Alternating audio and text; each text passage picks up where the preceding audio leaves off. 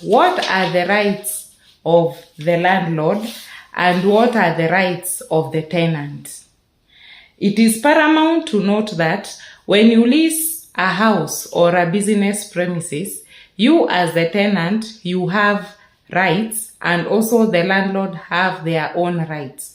For example, as a tenant, you have the obligation to pay rent, and you also have a right to enjoy quiet possession.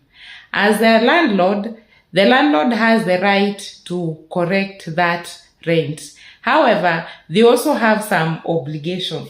And I know you'll ask me, sister, what are some of the obligations? They are supposed to make sure that the premises is fit for purpose.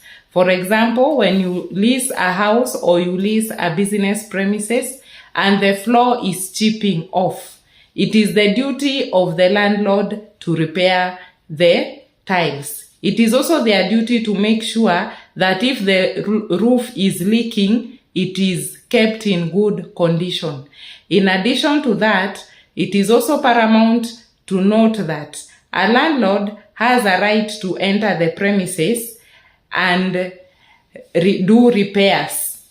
However, some of you have been asking me, sister, what happens if the house is leaking and the landlord has refused to repair it? Of course, if you have an issue with your house, you are supposed to inform them. If they do not repair, kindly do an official written letter to them stating that the kitchen is, maybe the roof has an issue or the tiles have issues. If the landlord ignores and they do not repair, go ahead, repair, keep your receipts. At the end of the month when you are supposed to go and pay rent, you have a right as a tenant to be restituted.